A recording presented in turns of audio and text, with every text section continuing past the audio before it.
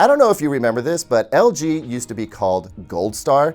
And even though they went through a rebranding and a renaming, they had a really tough time breaking into the US TV market, especially with Japanese titans out there like Sony and Toshiba and JVC. Well, we know how that story ended, and I think we're looking at something very similar with Hisense. Welcome back, everyone. I'm Caleb Dennison. Today we are unboxing and setting up the Hisense H8G. It's an upgraded version of the H8 that we looked at earlier. And I think that you're going to find Hisense is going to have a huge presence in the US very soon. And it's going to put the hurt on TCL and Vizio a little bit. The H8G is definitely not one of the flagship TVs, but it's up there and the value is going to be immense. So we'll talk about that more in a second. Let's unbox this guy.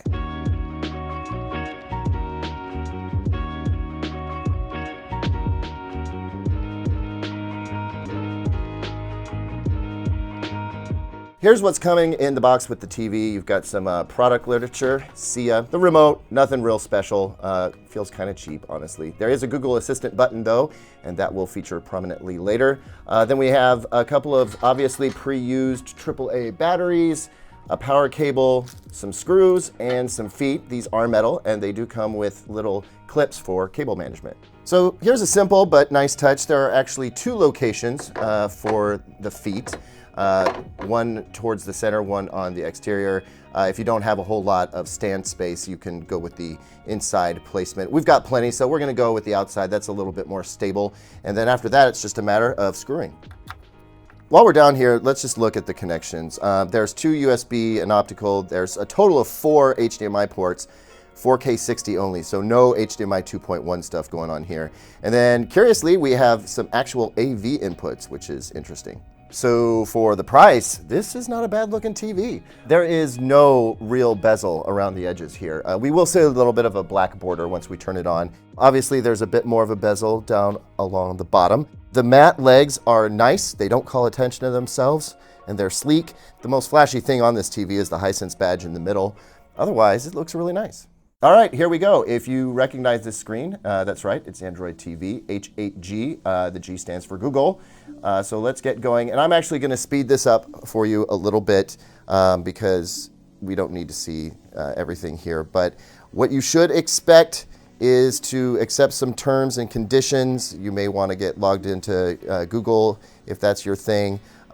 Do check your terms of service. Make sure that you're okay with it collecting location data and viewing data.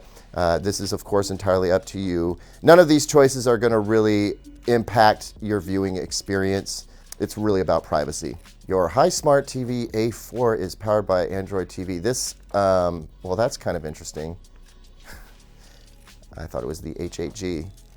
Probably called something else in Asian markets, and so they didn't change that. Interesting.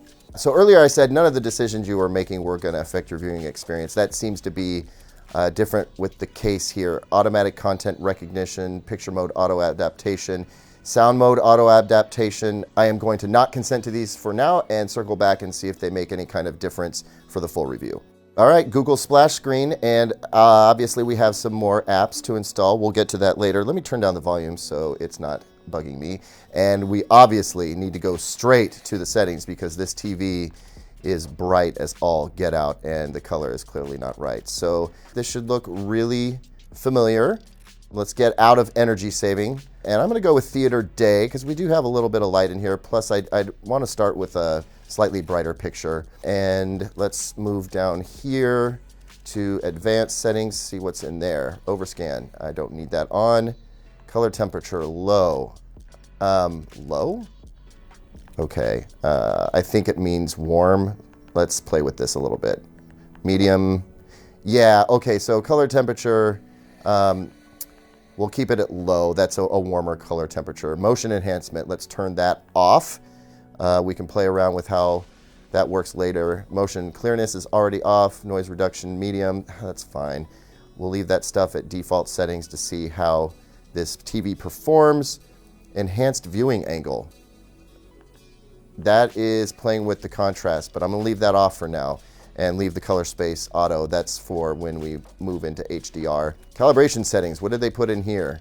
Okay, so we've got some gamma. This is where we go in and adjust the color and the white balance and get the gamma where we want it. Normally I would go to 2.4, and yeah, I am. I'm gonna stick with that. I'm gonna go with 2.4 to get started. That's before we do any measurements or adjustments. And I am going to go ahead and apply the picture settings to all sources. So that'll take care of all our HDMI inputs, but if I'm not mistaken, we want to go into an app and adjust picture settings there. That should cover all of the apps.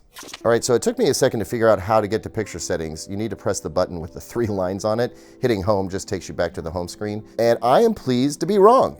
It's carried over my picture settings to the apps, at least YouTube. So that's actually a really convenient feature. Yeah, it looks like it retained my settings. So when it says apply to all sources, it appears to also include apps. Okay, so I popped into Netflix, grabbed Space Force, and I swear I see motion smoothing. I'm gonna pause and I'm gonna check my settings because I believe that, okay, yeah, we're in Dolby Vision Bright, which is what I wanted, but apparently we need to go into advanced settings and turn off motion enhancement. All right, so it did maintain some essential settings, but I'm really surprised to see motion smoothing turned on in Dolby Vision. That's really too bad. All right, so with that turned off, I know that Dolby Vision is set up correctly if we want Dolby Vision Bright. And yeah, we're definitely in Dolby Vision. Hisense claims about 700 nits for peak brightness on this TV. And right now, I am inclined to believe them. All right, so one of the things I really wanted to know was how well has Hisense handled the operation of Android TV? And I gotta tell you, I'm really surprised. It's snappier than I expected. It's not as snappy as the Sony A9G or A8H, but it's totally respectable. Generally speaking, when I use Android TV, I'm really frustrated because it can't keep up with my scrolling, but there's no problem with that here. And I'll show you when we wanna load up Netflix, it opens right up. Now, that's because I already opened it up and signed in, but it's clearly keeping it in its queue so that when you go back into an app, it's almost instantaneous access.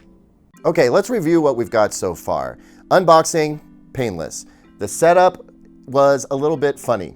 There were definitely some moments there where I didn't understand the language that was being used, but you know, we can get over that. I'll review it some more and we'll go through some of that in the full review video when we get there. First impressions, it's a bright TV. Even, you know, the theater mode, which is usually darker and is in this case darker, is still a very, very bright setting.